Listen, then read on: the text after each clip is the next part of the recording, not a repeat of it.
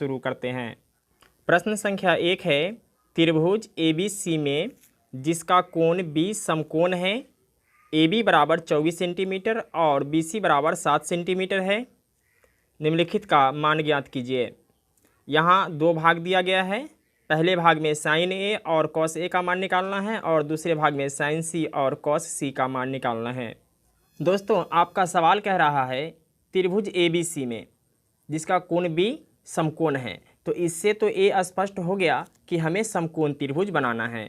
तो आइए सबसे पहले समकोण त्रिभुज बनाते हैं। त्रिभुज बना लिया। अब कह रहा है जिसका कोण B समकोण है, तो इस कोण को हम समकोण कहते हैं क्योंकि ये 90 डिग्री का होता है और B समकोण है, इसलिए इस कोण का नाम दे देते हैं B। इस कोण का नाम हो गया B। A और C आप कहीं भी रख सकते हैं, कोई दिक्कत नहीं है। तो आइए हम A को यहाँ रख लेते हैं और C को यहाँ रख लेते हैं। तो क्या हो जाएगा, ABC और B समकोण हो गया। फिर सवाल पढ़ते हैं। अब AB कह रहा है 24 सेंटीमीटर, तो AB तो यही है ना, तो यहाँ हम लिख देते हैं 24 सेंटीमीटर। अब कह रहा है BC बराबर 7 सेंटीमीटर, तो B से C A वाला लाइन है, तो यहाँ हम डाल देते हैं 7 सेंटीमीटर।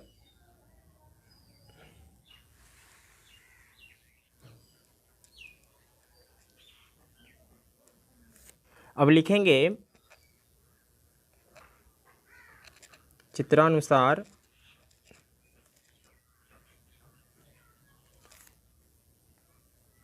त्रिभुज ABC एक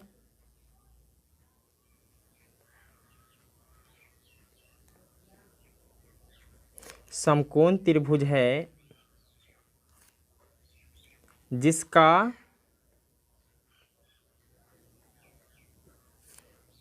कोण B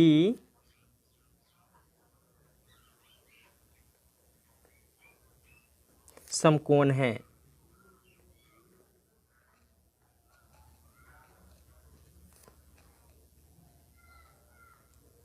AB बराबर कितना है, 24 सेंटीमीटर है और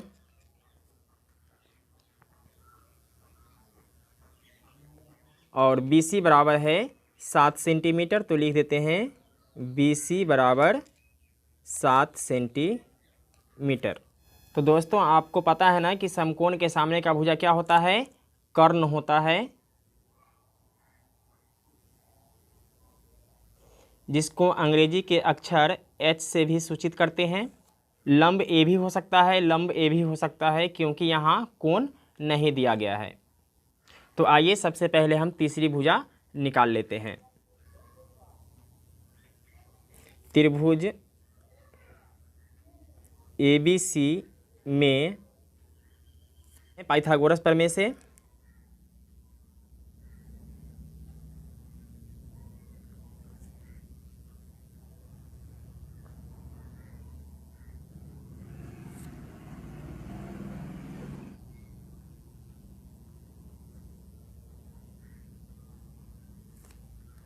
क्या होता है,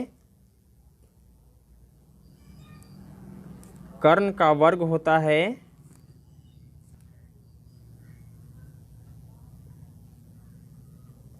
लंब का वर्ग प्लस आधार का वर्ग। अगर हम इसका स्क्वायर हटा देते हैं तो इधर रूट आ जाएगा। जैसे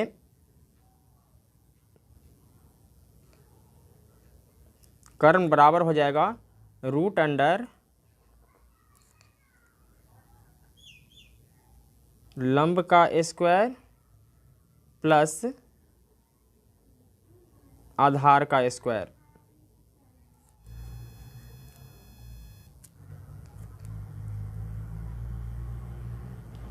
तो अब हमें करना है लंब का स्क्वायर, और लंब हमें पता नहीं है कि इसको रखें या इसको रखें। खैर कोई बात नहीं है, दोनों का स्क्वायर करना है और दोनों को जोड़ना है, इसलिए हम किसी को भी लंब मान लेते हैं। चलिए हम इसे लंब मान लेते हैं। तो क्या हो जाएगा, 24 का स्क्वायर प्लस 7 का स्क्वायर हो जाएगा आधार। तो जब 24 का स्क्वायर करेंगे तो हो जाएगा 576, और जब 7 का स्क्वायर करेंगे तो ये हो जाएगा 49।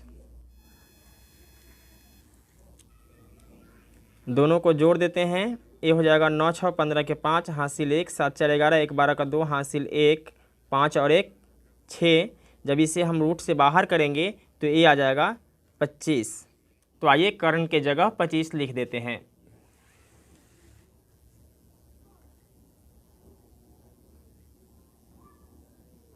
अब हमें मान निकालना है साइन ए और कॉस ए का। साइन ए का और कॉस ए का। तो दोस्तों आपको पता है कि साइन का मान जो होता है वह होता है लंब बटा कर्ण, और कॉस का मान होता है आधार बटा कर्ण। इसको इंग्लिश में हम लिख सकते हैं P बटा H, और इसको इंग्लिश में लिखते हैं B बटा H। तो आइए देखते हैं P, B और H का मान कितना है। दोस्तों यहाँ साइन A कह रहा है, यानी A वाला जो A है यह कोण को दर्शाता है। तो इसका मतलब ये है कि भाग संख्या 1 में कोण जो होगा वह A वाला कोण होगा। जब कोण A होगा तो इसके सामने का भुजा क्या हो जाएगा? लंब हो जाएगा। जब लंब A होगा, कर्ण तो A है ही, तो आधार क्या हो जाएगा? आधार हो जाएगा 24। तो लंब है 7, आधार है 24 और कर्ण है 25। अगर इसी के जगह पे अगर कोण A ना हो करके अगर कोण C होता, अगर कोण C हो जाता तो क्या होता? लंब हो जाता 24, क्योंकि हमें पता है कि कोण के सामने का भुजा लंब होता है। तो आइए साइन A और कॉस A का मान लिख लेते हैं। चूँकि कोण A है तो A के सामने का भुजा लंब हो जाएगा, तो लंब कितना हो जाएगा? 7 हो जाएगा। तो लिख लेते हैं 7, और कर्ण का मान कितना है? तो 25 है, तो 7 बटा 25 आंसर हो जाएगा। कॉस A का मान निकालना है, तो कॉस A का मान B बटा H होता है। तो जब लंब A होगा तो आधार क्या हो जाएगा? A वाला हो जाएगा, यानी B का मान हो जाएगा 24 और कर्ण का मान हो जाएगा 25, तो ये हो जाएगा 24 बटा 25।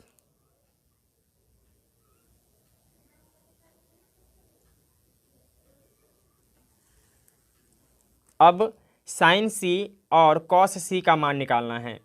ये था मेरा भाग संख्या 1। अब हमें भाग संख्या 2 में साइन C और कॉस C का मान निकालना है। तो C कहे A कहे उससे कोई फ़र्क नहीं पड़ता है, इसका ही मान हो जाएगा आपका लंब बटा